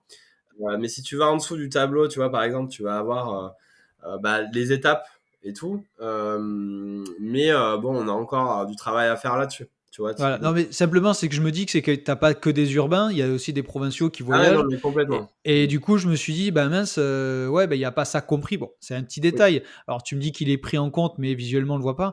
Heu, c'est cool, mais tu vois d'un point de vue utilisateur d'interface, j'avais pas compris, tu vois? Donc bon, Ouais. après c'est un Mais, détail, hein, mais mais donc là, tu vois toute la complexité du truc, c'est-à-dire que euh, tu as les sujets des first mile et des last mile, quoi, des premiers kilomètres et des eh derniers oui, kilomètres. Donc il eh faut oui, arriver à oui. faire comprendre que là, il faut prendre une voiture et puis train, puis après revoiture. Mais si tu l'extrapoles, tu vois, à un peu tout le monde, on a eu plein de problèmes là-dessus. Typiquement, si je suis bah, dans une zone urbaine, bah, le truc va me mettre plein d'étapes avec des bus, des trains. Non, Donc, mais après, Guillaume, il est évident que j'ai compris que déjà l'aspect éducatif est là. C'est déjà très bien. Je veux dire, là, je chipote pour te donner un cas concret d'utilisateur que je rencontre. Mais évidemment que c'est déjà même très bien d'avoir ce comparateur et ça montre en fait qu'il y a une alternative. En fait c'est ça. C'est ce que je retiens un petit peu de ton profil ou de la boîte Gringo. C'est on montre les infos, on les montre, on dit ce qu'il y a. C'est pas parfait, mais on les montre parce que avant on les montrait pas. D'où un petit peu les expériences que tu as eues avec ouais. Skyscanner Ouais, ouais, ouais. et autres cas quoi. Non, mais exactement. Exactement. Donc, ben voilà, ce comparateur, c'est, tu vois, un premier pied en tout cas dans cet espace transport et qu'on va petit à petit amalgamer avec l'hébergement de manière encore plus nette et encore plus intégrée avec notre plateforme d'hébergement et voilà. Et donc, pour tendre vers notre proposition de long terme, c'est faciliter les voyages, l'organisation des voyages et de la réservation de vacances à potentiel faible impact carbone, quoi. D'accord. Du Et donc, coup, vas-y, n- je t'en prie. non, non, du coup, bon, j'avais prévu d'en parler en fin parce que l'impact est la fin un petit peu du podcast, mais on s'en fout. On n'est pas, personne nous mettra en prison, hein. Voilà. Mais j'aimerais comprendre l'opération transition, tu vois, parce que ça, Ouais, c'est un truc qui m'a énormément plu ouais, et je me dis, putain, ils vont vraiment loin, quoi. Je veux dire, ouais. Ouais, alors, bah donc tu vois, je parlais d'innovation tout à l'heure, qu'on avait le volet passage à l'échelle et le volet innovation. En fait, sur l'innovation, tu peux aller en latéral, tu vois, c'est un bon exemple sur le transport, c'est qu'on sort de l'hébergement, on va sur le transport, mais tu peux aller aussi en vertical plus profond, euh, sur l'hébergement, tu vois. Et donc, en fait, nous, c'est ça on a vu une naturalité, je sais pas si ce mot existe, mais on a vu une naturalité On à l'invente, on aller l'invente. plus profond sur l'hébergement dans la mesure où les hébergeurs, on les sélectionne parce qu'ils ont le volet qualité et le volet environnemental dont je te parlais. Ils sont évalués sur une grille de plus de 110 critères écologiques, sur un éco-score, sur un CO2 score. Et ce qui était naturel et qui nous manquait au début, c'était les accompagner après pour, ok, qu'est-ce que je fais pour avoir un logement plus écologique, plus vertueux, plus respectueux. Et donc, c'est compliqué en fait quand tu es hébergeur parce que il y a pas, c'est pas pour rien qu'il y a 110 critères dans notre grille d'évaluation. C'est qu'en fait, quand on s'est posé la question au tout début, attends, c'est quoi un hébergement éco-responsable? C'est quoi un hébergement durable? Comment on l'apprécie? C'est quoi les critères? Enfin, tu vois, c'est une vraie question. Et en tirant le fil de ça de manière assez ingénieriale, on va dire aussi, on s'est dit oui, bon il y a, tiens, le volet énergie, tiens, je suis chauffé comment? Est-ce que je consomme pas trop d'énergie, etc. L'isolation de mon bâtiment, il y a le volet gestion des déchets, typiquement. Est-ce que voilà, c'est pas trop le volet CO2, ça c'est plutôt le volet déchets, plastique, etc. Il y a le volet alimentaire. Tiens, est-ce que j'ai des produits plutôt locaux, de saison, naturels, bio, etc. Il y a le volet tiens, hygiène. Est-ce que j'ai des conditionnements individuels ou pas, ou des trucs réutilisables? Est-ce que c'est des produits écolabellisés? Et en fait, quand tu tires le fil, tu as une dizaine de dimensions en fait et une dizaine de critères par dimension en fait sur ce qui fait qu'un hébergement est éco-responsable sur certains aspects ou pas quoi. Et en fait, on s'est aperçu du coup, donc ça c'est toute la grille qu'on a conçue, mais on s'est aperçu que pour un hébergeur, c'est compliqué.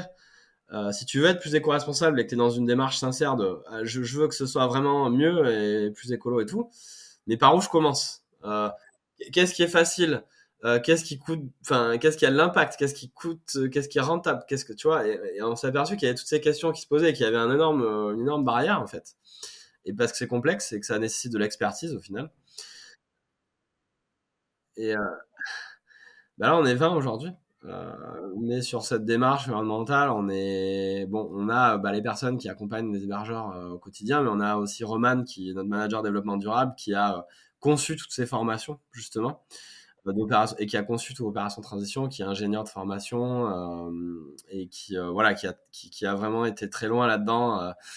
Mais en tout cas, voilà, on s'est dit, il faut faciliter le passage à l'action et accompagner les hébergeurs là-dedans. Et donc, c'est pour ça qu'on a conçu une cinquantaine de formations en ligne sur tous les sujets avec 50 actions, voilà, sur qu'est-ce que je fais et une bonne visibilité pour les hébergeurs de OK, qu'est-ce qui a de l'impact, qu'est-ce qui est simple, qu'est-ce qui coûte pas trop cher ou coûte plus cher, enfin voilà, qu'est-ce qui est facile et comment le faire concrètement. Parce Voilà. que ce que je comprends, c'est qu'en gros, s'il y a, je sais pas moi, un logement qui veut être dans ta plateforme, elle ne respecte pas les 110 critères. Je sais pas, peut-être c'est 80% des critères, je sais pas, peut-être que vous avez un seuil de tolérance, je sais pas. Admettons que c'est 80 critères sur 110, j'en sais rien. Vous leur dites, bah voilà, on a fait cette opération de transition, si tu veux y accéder, on te donne accès à ça, ou parce que du coup, vous le monétisez, donc du coup, comment un logement se dit, ok, je vais être chez Gringo, et ben comment je fais pour rentrer à la plateforme alors je suis pas sexy aujourd'hui, tu vois?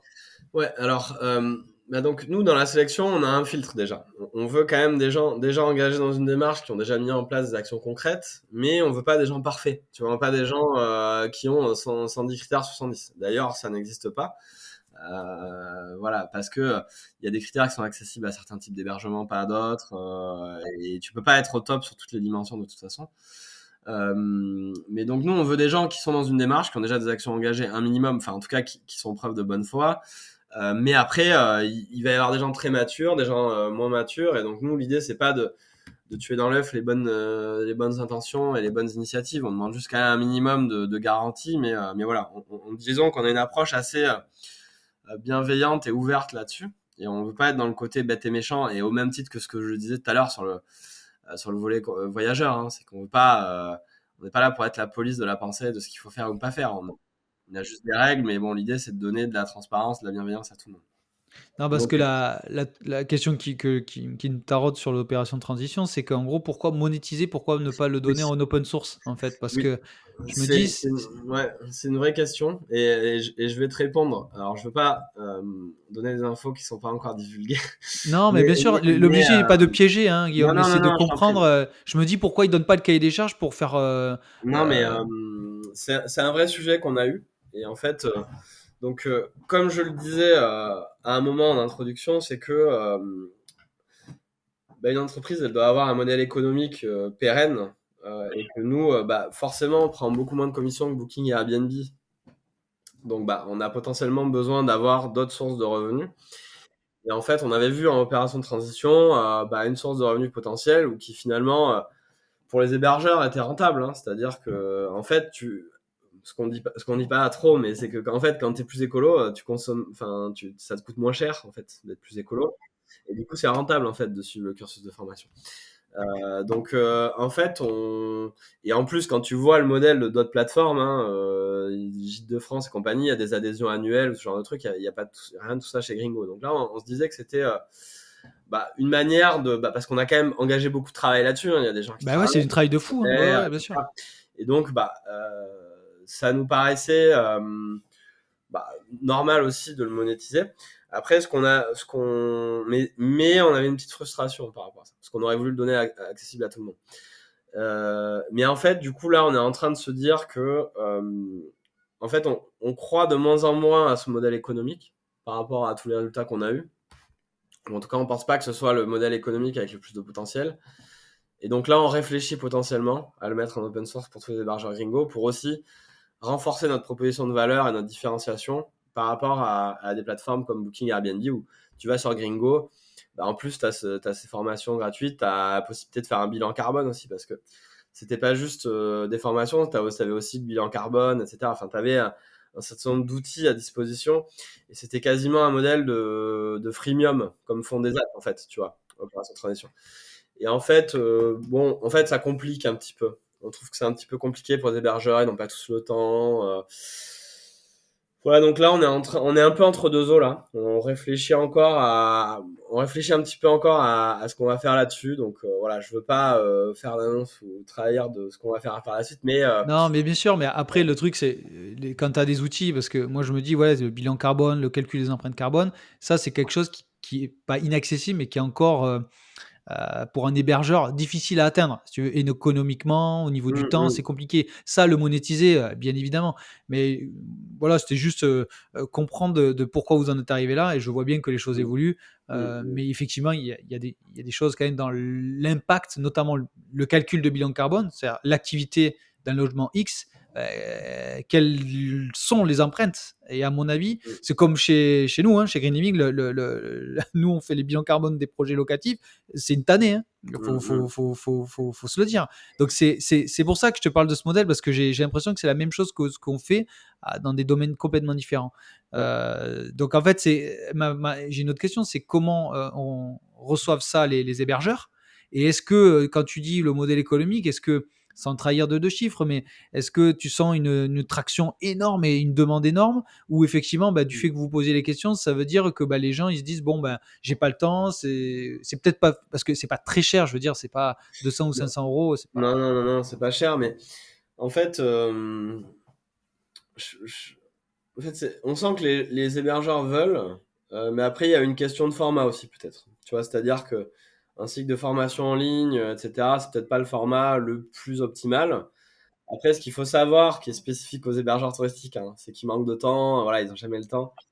Bon, comme les gens en général, mais en tout cas, c'est une population qui particulièrement, voilà, avec l'accueil régulier des gens, etc., qui a pas beaucoup de bandes passantes, on va dire. Donc, on va dire que si on avait senti une traction monumentale, forcément qu'on serait resté là-dessus. Mais non, franchement, c'est pas. On pense qu'il n'y a pas de, comme on appelle l'entrepreneuriat, on pense pas qu'il y a un product market fit sur D'accord. Bon, au moins vous l'avez testé. Voilà, ce c'est le modèle truc. économique. En revanche, on pense que c'est quelque chose qui a une très belle place dans une offre de services intégrés de plateforme. Et donc, voilà, c'est plutôt là-dessus qu'a priori, on se dirige. Après, on pense que du coup, pour voir aussi Il y a le travail avec les territoires, notamment avec tout l'écosystème institutionnel, des offices de tourisme, des comités départementaux, des comités régionaux. Et en fait, on pense que la valeur servicielle autour de ça, en fait, elle n'est pas forcément d'en donner l'accès à une plateforme en ligne, mais elle est plutôt à accompagner les hébergeurs. Parce que du coup, vu qu'ils n'ont pas le temps, il faut aussi les aiguiller, quoi. Et puis, il y a plein d'hébergeurs qui se posent des questions. Tu vois, malgré le truc, ils ont besoin de parler à quelqu'un à un moment. Donc, nous, on croit plus dans cette valeur d'accompagnement serviciel, de voilà, on est dans le programme, tiens, on se fait un petit appel, parce que les hébergeurs, c'est aussi une population qui a beaucoup besoin de parler, d'échanger humainement, je dirais. Donc, on croit plutôt là-dedans, mais en tout cas, pas dans le modèle de faire payer pour l'accès à des contenus, quoi. Voilà, on n'y croit pas, en tout cas à ce stade. Mais du coup, vous l'avez étudié un petit peu les côtés office de tourisme là, c'est-à-dire en faire peut-être eux des formations, de former les Oui, offices de tourisme à l'écotourisme? Parce que oui, c'est oui, peut-être qu'eux sont demandeurs, non? Je sais pas. oui, oui, oui, non, mais oui, clairement. En tout cas, on pense que les pistes sont plutôt là-dessus. Et puis nous, on a beaucoup envie de travailler avec cet écosystème parce qu'on a des intérêts finalement qui sont relativement alignés en termes de valeur. Je parle sur le bien commun, le service public. Nous, ça nous parle, même si on est une entreprise de droit privé. On est quand même entreprise à mission et c'est vraiment notre ADN vraiment très profond. On a vraiment envie de travailler avec les acteurs institutionnels et oui, et c'est plutôt vers ça qu'on se dirige, du coup, vers une offre du coup un petit peu différente. Un peu B2B, Gringo B2B. Voilà, et puis on parlait du comparateur tout à l'heure aussi. Il y a des pistes, opération de transition en est une, ou en tout cas un accompagnement qui va autour de ça en est une, mais implanter notre comparateur sur le site de plein d'offices de tourisme, et de comités départementaux, de comités régionaux, où les sites ont souvent une interface d'information en fait. C'est souvent dans un circuit d'information pour les visiteurs. Ça, c'est des pistes qu'on a envie de travailler dans des partenariats plus globaux en fait et généraux avec les destinations aussi, pour mettre en valeur certaines destinations, parce que ces acteurs-là ont une connaissance phénoménale des territoires et que moi j'ai toujours trouvé qu'il y avait une valeur énorme, et nous on a envie de transmettre ça à notre communauté de voyageurs par ailleurs, pour mettre en valeur ces territoires, quoi. Parce qu'on a beaucoup parlé des hébergeurs, mais les clients qui viennent chez Gringo, ce sont les voyageurs. Et eux, comment vous les captez, ceux-là, face à des mastodontes comme Airbnb ou Booking qui sont numéro 1, numéro 2, qui payent des fortunes en référencement, Google Ads, dans tout ça. Donc, comment chez Gringo, vous vous démarquez pour Mm. attirer les voyageurs? Alors, on va dire que c'est une somme de stratégies et de canaux. Il n'y a pas de recette miracle. Longtemps, on a cherché une recette miracle, mais en fait, on a assez vite compris que ça serait un travail assez besogneux. Bon, bien sûr, plus t'as de budget, plus c'est facile, on va pas se mentir. Mais il y avait, pour construire quelque chose de viable et de pérenne et de sain, il faudrait du temps et aussi de l'intelligence, dans le sens vraiment être vraiment très précis dans nos actions, mais aussi panacher plein de leviers. Et donc nous, on travaille beaucoup sur différents aspects, mais on a, on va dire, un échantillon de leviers assez équilibré. On travaille beaucoup autour de la communauté, sur tout ce qui va être réseaux sociaux. Et encore, on a beaucoup de choses à faire encore qu'on n'a pas encore fait là-dessus, mais voilà, sur le volet réseaux sociaux, sur le volet parrainage, sur le volet Parce que t'es très présent sur LinkedIn quand même, hein, non? Oui, alors en ce moment un peu moins parce que c'est dur Ouais, c'est d'être dur. régulier. Et puis moi, je veux parler que quand j'ai quelque chose de pertinent à dire, et pas faire l'influenceur à 2 balles qui est là pour parler de lui. Moi, je le fais pour partager et pas forcément pour promouvoir Gringo. En tout cas, voilà, on le fait avec parcimonie aussi, nous, sur les réseaux sociaux, dans le sens où on n'est pas là pour faire un truc vraiment marketing commercial à acheter nos produits, quoi. On est là plutôt pour le faire dans une logique plus communautaire de vivre une aventure ensemble et de partager, quoi. En tout cas, c'est comme ça qu'on a l'ambition de le faire. Mais du coup, on travaille quand même autour de cet aspect-là. On travaille aussi sur tout ce qui va être référencement naturel sur Google, sur des leviers payants aussi, avec un budget marketing bien plus infinitésimal que les géants, mais du coup qu'on essaye de vraiment optimiser au maximum, dans une logique vraiment de ROI. On travaille un petit peu tous ces leviers-là, et ce qui nous permet de tirer quand même un petit peu notre épingle du jeu.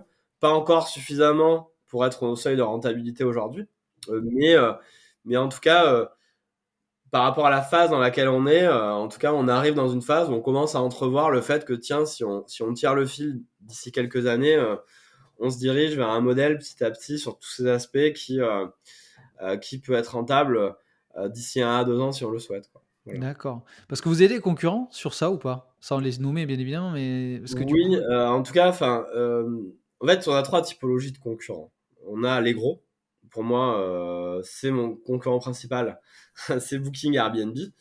Donc, eux, bah, voilà, l'avantage qu'on a par rapport à eux, hein, c'est ce que je disais, c'est sur le volet sélection, le volet éco-responsabilité, etc. Il y a des concurrents de taille un peu intermédiaire, mais peut-être plus à l'ancienne, type Le Bon Coin, Gîtes de France, etc., par exemple, que j'aime beaucoup, mais qui voilà, ont une image de marque peut-être un peu plus âgée, ou peut-être une expérience utilisateur moins aux petits oignons que du Booking ou du Airbnb, mais avec une offre quand même très qualitative, typiquement pour Gîtes de France, hein. Moi, j'adore vraiment leur offre et tout ce qu'ils ont construit autour de ça, par ailleurs. Et après, on a des concurrents un petit peu plutôt de niche, qui du coup là vont travailler un petit peu le même socle de différenciateurs que nous, mais on en a vu passer un certain nombre qui sont plus là pour un certain nombre d'entre eux.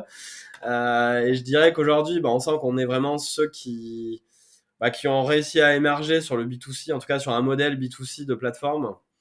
À ma connaissance, il y a peu de monde qui a eu de la traction autant que nous à ce jour.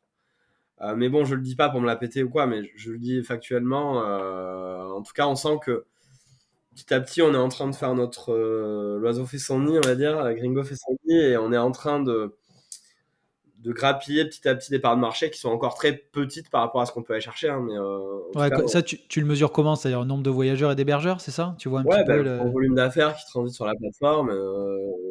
Voilà, côté offre, c'est combien j'ai d'hébergements en ligne, à quel point ils sont qualifiés, etc. Et sur le côté voyageur, c'est combien j'ai de réservations et de volume d'affaires. D'accord. Parce que tu as des chiffres un petit peu à dire ou vous restez, discret là-dessus? C'est-à-dire par exemple j'ai J'en noté donne, alors j'en donne pas trop. Enfin, en tout cas, bon, en réalité, plein de gens les ont, et des fois j'en donne et tout, mais je préfère rester discret tant qu'on n'est pas au seuil de rentabilité. Mais si je peux te donner des chiffres concrets, voilà, sur cette année, c'est plus de 50 000 nuitées sur Gringo réservées, c'est plus de 100 000 visiteurs uniques chaque mois, hein. Donc on a passé le million de visiteurs le mois dernier, donc en septembre. Donc voilà, on a démarré, il y avait rien, hein. Donc on avait 100 ouais, non, mais 000, c'est pour ça en fait personne ne nous connaissait. le Donc but du podcast des impactants, c'est pas de forcément parler chiffres, mais c'est juste de mettre un contexte, et les chiffres en font partie. Donc là, tu donnes ce que tu as envie de donner, c'est très non, bien. non, mais t'as raison. En tout cas, voilà, ça c'est pour donner des chiffres. Enfin, en tout cas, je donne pas mes chiffres mais mon chiffre d'affaires, je le donne pas. Voilà, c'est juste ça que je veux dire. Mais je donne du coup des éléments quand même. Voilà, comme je te disais, c'est plus d'1 million d'utilisateurs sur cette année. On est on devrait passer les 10 millions de pages vues cette année d'ici la fin de l'année. Donc voilà, on a C'est aussi des colossal quand même, qui, hein. C'est ouais, par rapport aux important. moyens et au peu d'investissement qu'on a eu jusqu'à présent, ouais, c'est des bons chiffres. Et quand je me benchmark par rapport à d'autres acteurs et d'autres industries, on sent qu'on est sur quelque chose, quoi. Mais du coup, Vraiment. tu l'expliques comment? C'est-à-dire, vous avez cassé le game avec ce plafond de verre, j'ai l'impression, quoi?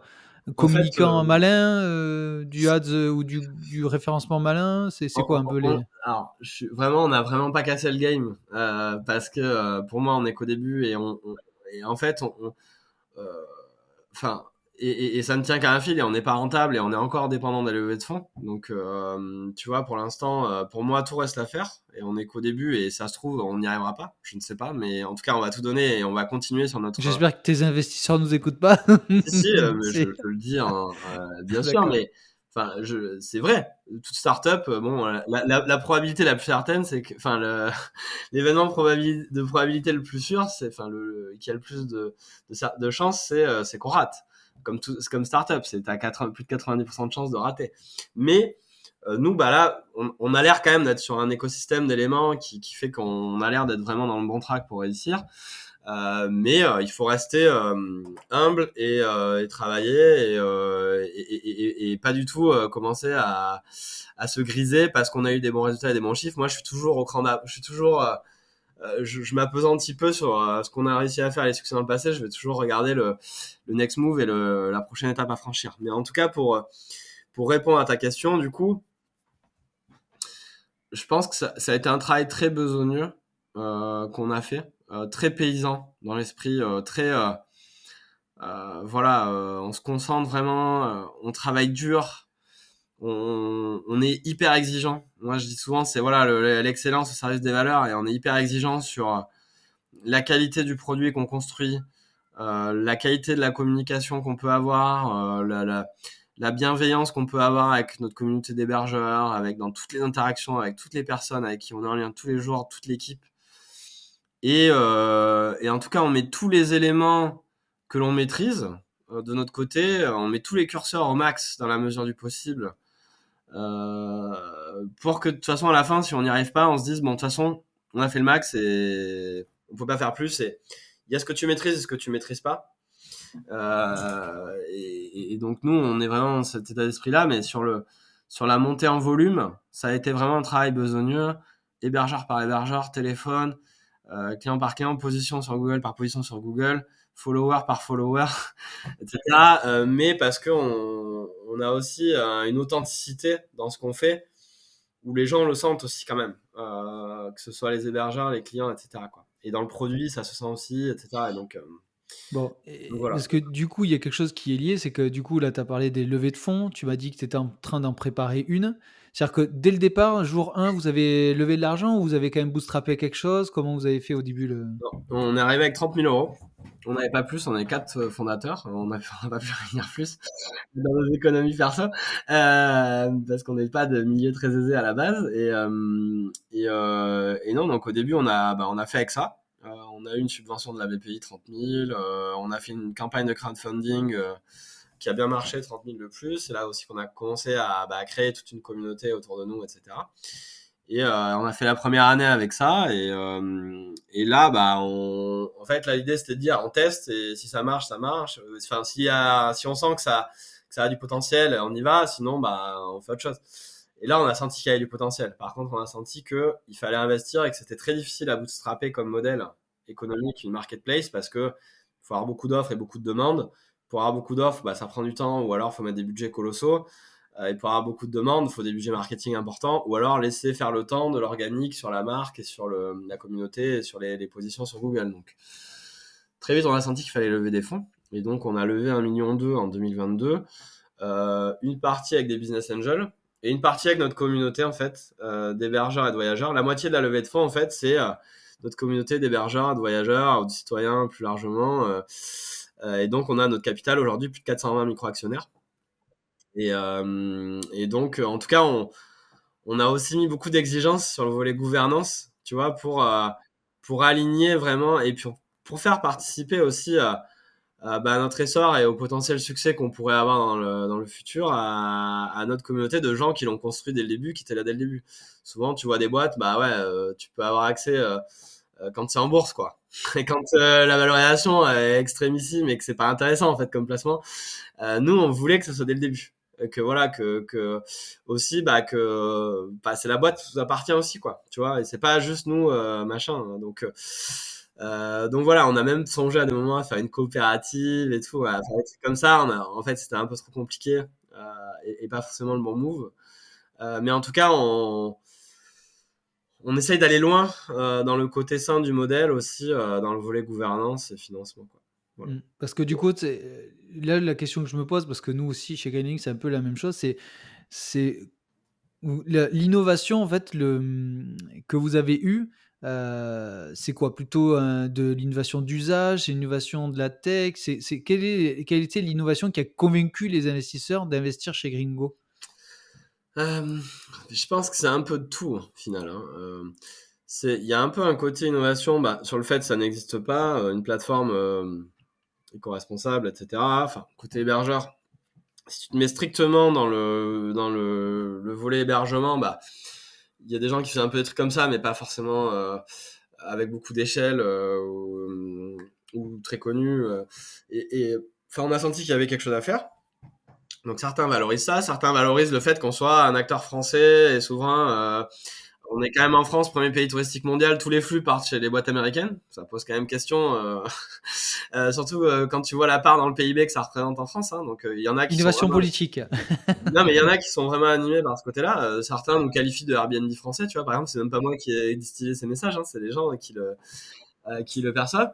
Après, certains sont très animés par ce qu'on va pouvoir faire plus largement sur le transport, sur les comparateurs et autres, et ont vraiment hâte qu'on aille encore plus loin là-dessus. Et, tu vois, il y a des Ils misent sur un potentiel, en fait. Ils misent sur le potentiel. c'est ça aussi l'investissement, c'est que tu te dis, et ils misent aussi sur des gens, sur une équipe, sur, tu vois, à chaque fois que de toute façon, tu prends un business angel à ton capital, c'est toujours pareil, c'est un appel, on se rencontre, on fait un déj, ils ont besoin de sentir le fond de l'âme des personnes, quoi, tu vois, et voilà, et donc,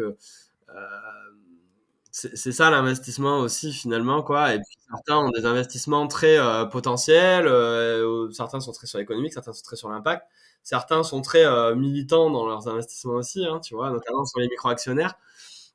Et moi-même, hein, je l'ai eu fait dans plein d'initiatives à droite à gauche avec mes petits moyens, mais Ouais, genre Lita ou des trucs comme ça, j'imagine. alors, Peut-être. dans Railcop par exemple, qui a pas fait bien malheureusement en ce moment, mais tu vois ce genre de choses par exemple. Donc voilà, on a différentes animations et aspirations, voilà, des différentes personnes, quoi. Ok. Bah, écoute, Guillaume, on arrive à la fin un petit peu de ce podcast parce que je pense j'avais d'autres questions, mais je crois que si je commence à continuer à discuter avec toi, je crois qu'on peut manger ensemble. Mais je vais te conclure là par deux, trois questions que j'ai l'habitude de faire. Dis-moi la plus grosse galère que tu as eue. La plus grosse galère que j'ai eue Pro, hein. Perso, on rentrera pas, hein, mais sur pro. Gringo, je pense que ça a été la première levée de fonds.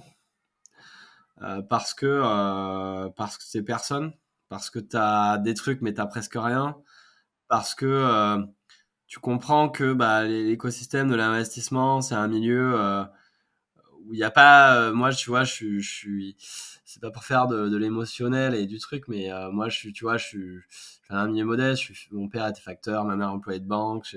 J'ai jamais côtoyé les niveaux enfin, de gens aisés qui avaient des trucs à investir et moi, j'étais très sur l'impact et je sentais qu'on se comprenait pas avec beaucoup d'investisseurs. À un moment, on avait 2 ou 3 semaines de cash devant nous et on n'avait plus rien, quoi. Et donc, moi, j'ai eu vraiment cette peur du vide à un moment et je me suis dit, on va pas y arriver. Et ça a été un long chemin de croix, la première levée de fonds. On a fini par y arriver. Il faut toujours y croire. Et voilà, et c'est le conseil que je pourrais donner. Mais en tout cas, ça a été peut-être ma plus grosse galère chez Gringo. Pour diverses raisons. Mais voilà, en tout cas, après, on a quand même réussi et moi, je remercierai toujours tous ces gens qui ont cru en nous et tous ces investisseurs qui ont été les premiers à investir. C'est là où c'est le plus risqué aussi et je peux concevoir que ce soit difficile de lever des fonds. C'est normal aussi parce que il y a du risque, voilà.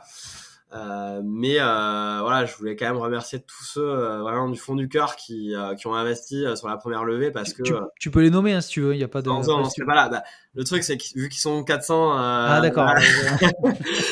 vu qu'ils sont plus de 400, je pourrais pas. Donc j'en nomme Ouais, ok. aucun parce que du coup, Ouais, pour vexer personne. Non, mais tu as raison, il je n'y peux a pas aucun en mettre souci. en avant un plus qu'un autre, quoi. Pas de Voilà. souci. Bah, du coup, j'imagine que c'est ta plus grande réussite parce que c'était ma prochaine question, ça. Non, non, parce que c'est pas une fin en soi de lever des fonds. Ça a été ma plus grosse galère, mais c'est pas ma plus grande réussite. Non, de réunir ces gens-là, je veux dire. De réunir ces gens-là. Ouais. Oui, alors, pas les investisseurs potentiellement, mais moi, ma plus grande réussite, c'est je dirais, mais encore une fois, j'estime pas que je dois faire le bilan de mes réussites aujourd'hui. Et pour moi, Non, mais c'est un état des lieux, je veux dire. voilà, C'est pas la c'est question est pas. provisoire, on va dire. Pour moi, la plus grande réussite, c'est plutôt l'aventure humaine que ça crée et ce que ça peut créer, les effets collatéraux que ça peut créer. Voilà, que ce soit les gens en interne, les équipes et tout, enfin toute l'aventure qu'on crée tous ensemble, la transformation qu'on peut avoir sur nous-mêmes, les individus, la communauté plus largement, les voyageurs, les hébergeurs, même les investisseurs, enfin tu vois tous cet impact et même plus largement autour de nous. Et tu vois, j'ai beaucoup d'entrepreneurs qui me contactent pour me dire tiens, vas-y, j'aimerais des conseils, machin, que ce soit dans le tourisme ou pas. Et moi, ce que j'ai toujours voulu faire en fait avec Gringo, c'est d'aller sur les solutions. Parce que tu vois, je t'avais parlé au début hein, de tout le côté à crise quand tu découvres le problème et tout, mais là où j'ai trouvé que le bas blessé un petit peu, c'était sur les solutions. T'as vite un côté anxiogène, putain, mais en fait, il n'y a rien à faire, en fait, on est fini, quoi, tu vois, alors que non. il y a plein de choses à faire et c'est pour ça que je te disais que sur le Skyscanner, j'étais content de ce qui s'était passé. Parce que ça montre que tu peux avoir de l'impact rapide et important. Et en fait, sur Gringo, moi, c'est de montrer un chemin que c'est possible. Voilà, c'est possible de monter une boîte qui va fonctionner, que c'est possible d'être sur un truc vertueux, que l'objectif, c'est de préserver la planète, c'est de rémunérer tout le monde correctement avec des commissions équitables, c'est de promouvoir le Made in France, le Made in China, tu vois, c'est tout ce truc et de montrer que c'est possible et que c'est au même niveau d'excellence potentielle que les meilleurs acteurs du marché et qu'en fait on a un futur désirable avec des solutions désirables et c'est d'essayer de construire un exemple CQFD quoi, tu vois, et de fédérer des énergies autour de ça. Et c'est ça et c'est ça qui me motive tous les matins et qui me fait lever et qui même quand c'est dur je me dis on lâche rien, on va y arriver. Tu sais quoi, je vais changer ma question. Je vais plus dire qu'est-ce que la réussite, c'est qu'est-ce qui t'anime. Parce que je pense que c'est plutôt ça la vraie, la bonne question. Ouais, c'est ça. En tout cas, quand tu fais le bilan de tes réussites, de toute façon, voilà, c'est qu'est-ce qui t'anime dans le fond. Et moi, ce qui m'anime, c'est d'avoir de l'impact, véritablement. Et j'ai pas trop parlé de mon fils, mais plus largement, moi, je m'en fous de moi maintenant. Tu vois, genre, moi maintenant, ce qui me préoccupe, c'est quel monde on va laisser, moi, dans 30, 40 ans, on sait, là, on a toutes les infos, là. Donc, de quel côté j'aurais été, moi? Est-ce que j'aurais été du côté de ceux qui s'en foutent et qui ne font rien? Ou est-ce que j'aurais été du côté de ceux qui se bougent une fois qu'ils ont eu les infos, quoi? Voilà, et moi, au moins, je serais en paix aussi avec ma conscience, mais j'aurais l'impression d'avoir contribué modestement à mon échelle à ce que, mes enfants, les enfants d'autres, les enfants de ses enfants, etc., au moins, on leur laisse un monde moins pire. Ou en tout cas, des conditions. Nous, on a vécu dans un monde, franchement, nous, tu vois, trentenaires, bon. Franchement, on était dans un fauteuil. Franchement, on n'avait pas vraiment d'adversité, nous, dans des pays occidentaux favorisés, quels que soient les milieux, hein. Franchement, les milieux sociaux. On est arrivé avec des super cartes dans notre jeu. Ouais, mais au vu de ce qu'on voit aujourd'hui, c'est pas forcément les mêmes cartes qu'on va donner aux enfants, quoi. Et donc moi, c'est ça que mes parents se sont battus toute leur vie pour me donner des bonnes cartes. À moi maintenant de prendre le relais. Ok, je comprends tout à fait ce que tu veux dire. Et quelles sont un petit peu les boîtes que tu aimerais voir dans le podcast Les Impactants? Si tu en as 2-3 à me donner, que tu aimerais qu'ils soient mis en avant, qui ont des choses à dire. Il y en a plein, putain, j'ai toujours du mal à répondre à cette question, pareil. Bon, après, tu pourras me répondre en off si tu veux, mais Non, mais tu as des... J'aimerais bien Goodvest, moi, tiens, voilà. Goodvest, ça m'intéresse. D'accord, ok, ouais, je connais. Okay. Goodvest sur l'investissement durable, comment ils essaient de flécher, j'aurais pu citer des néobanques, mais Goodvest, ça m'intéresse parce que c'est comment tu flèches l'épargne des gens vraiment vers ce qui est vertueux. Ça m'intéresse. Voilà. Ah, tu as des gens là qui sont sur le sujet de plus en plus maintenant, sur la finance durable. Voilà, je n'aurais pas encore parlé, donc ça m'intéresserait. au moins j'en ai un. C'est tombé sur, il y en a plein, mais voilà. D'accord. Bon, les gens, ils peuvent te contacter où, Guillaume? Sur LinkedIn ou par mail. Voilà, sur mon LinkedIn, il y a mon mail, donc voilà. N'hésitez pas. Bon, écoutez, c'est la fin de cet épisode. Je remercie grandement Guillaume pour ton temps. Ça a été très instructif et très passionnant. On sent la passion du Sud et ça fait plaisir. Big up aux Parisiens parce que je sais qu'il y en a beaucoup qui nous écoutent. C'est dans les tripes. C'est dans les tripes qu'il faut aller chercher. Exactement. Ciao, ciao tout le monde. C'est la fin de l'épisode. J'espère que cela vous a plu. Mais on va pas se quitter comme ça. Et il existe 3 moyens pour continuer ensemble. Premièrement, me faire des retours. Je réponds à tout. Deuxièmement, la newsletter. On parle d'actualité sur l'immobilier, les différentes stratégies immobilières, mais on partage aussi nos dernières opportunités ou tout simplement découvrir l'avancée de notre aventure chez Green Living. Ou sinon, la troisième, c'est de pouvoir bosser, travailler avec nous. Et là, on a 2 formats, l'accompagnement et le clan. Donc je vous dis à très vite. Ciao.